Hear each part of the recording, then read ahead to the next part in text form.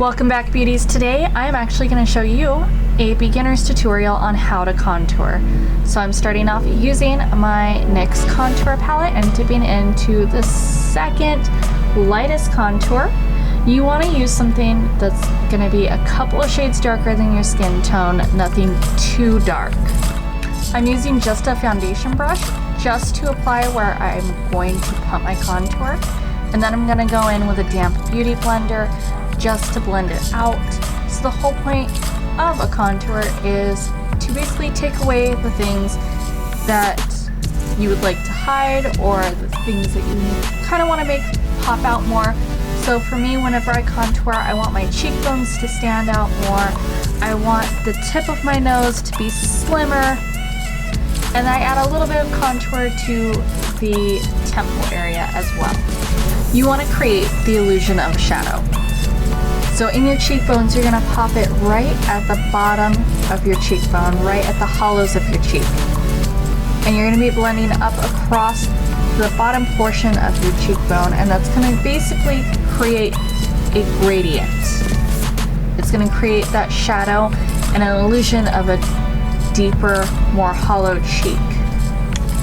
For the nose, when you're applying your contour for your nose, you want to place it strategically in an area. So if you have, say, a broken nose or a little ridge in your nose that you don't like, you can place it on one side to make your nose look even straighter, or place it at the tip of your nose like I did. I place it at the bottom tip of my nose on each side to make my nose appear slimmer. Like I said, if you have a broken nose, you're gonna go up towards more of the center ridge of your nose and apply it to the side that protrudes out more, and that's gonna give the appearance of slimming it down. So if you do it to one side, you don't necessarily have to do it to the other side. You're gonna try to make it look straightened out. I'm going in with my beauty blender right now, and I am just using it damp. You don't want it super, super wet, and I'm just tapping it in. I'm not dragging it across my face at all. When blending out your contour, you want to think of how shadows work. So for the cheekbone, I'm starting at the darkest point and working my way up. So blending that darker part up into where I'm going to be placing my highlight is going to create that gradient. Same thing for my jawline and my nose as well. So I'm blending my nose down to the side of my nose, to the side of my nostril, and this is going to give the illusion of a much slimmer nose towards the end. And then I'll be placing my highlight right down the ridge of my nose. I also like to contour right underneath my lower lip because that gives you a more poutier looking lip when you're wearing lipstick. So you'll see on this side, when blending out, I am blending up and out, and that's going to cause that gradient. You kind of want to think of where you're going to be placing your highlight, and you don't want to blend it down, because if you blend it down, you're just going to be blending it into your jawline contour as well. Using any excess contour that I have on my sponge, I'm applying to my neck just to give a more slimmer looking neck. And I'm going to be going into my hairline and my temples, blending it down towards my eyebrows. I don't really do this to make my forehead appear smaller or anything like that. I do a very small contour up there just to create more of a halo of color. And now I'm going to be going in with a concealer that's a couple of shades lighter than my skin tone. I'm going to be placing it in areas that naturally light would fall on. So you want to think of the brightest parts of your face when you're outside, you know, the bridge of your nose, your cheekbones, your forehead. I do a very light dab underneath my contour on my cheeks, and that's just to make my contour to stand out more. And then I also apply it in my Cupid's bow and at the corners of my mouth to make my mouth look a little bit more pouty when I'm wearing lipstick. You can carve out your eyebrows at this time too, because light naturally does fall towards the tail of your eyebrows. And please take your time when you're doing a highlight or a contour, especially if you're not very comfortable doing it, or this is your first time ever trying it. It does take some practice and kind of figuring out your own facial structure.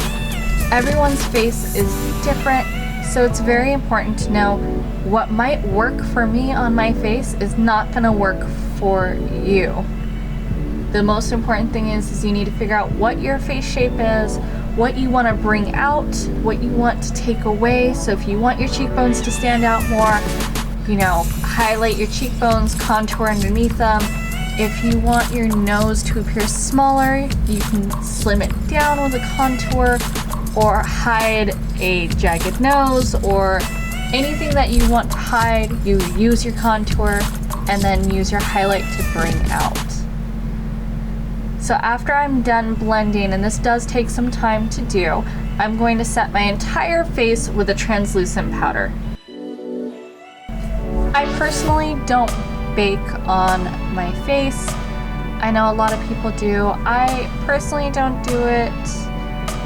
I feel like it's a little extra for myself. Other people it looks great on. I personally just am not a fan of it for myself.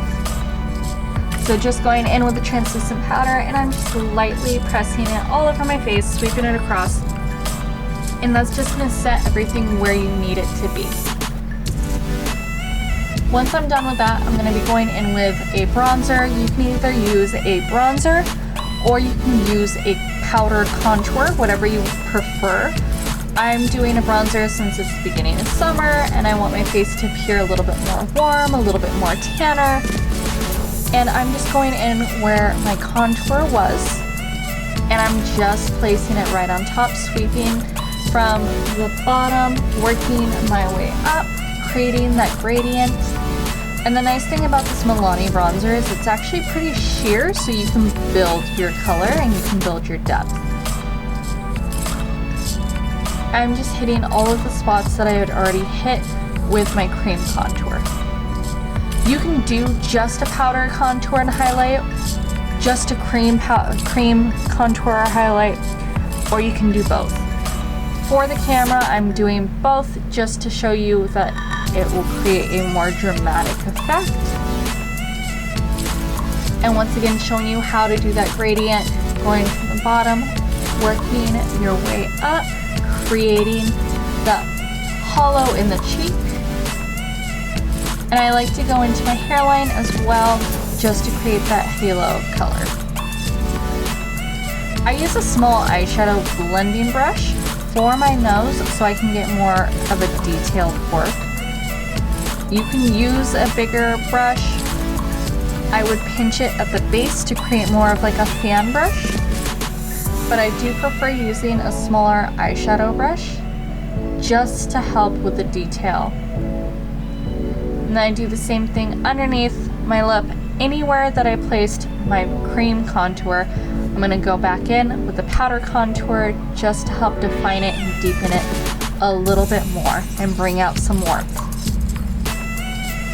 And another important thing that people tend to forget is if you are highlighting and contouring your face, if you choose a contour color, stick to that one color for the entire face. Don't do two different contour colors because it's gonna look pretty weird. And then picking out a contour color, you wanna pick out something that's only a couple of shades darker than your natural skin tone. Well, thanks for watching. Please subscribe and let me know if there's anything else you wanna see.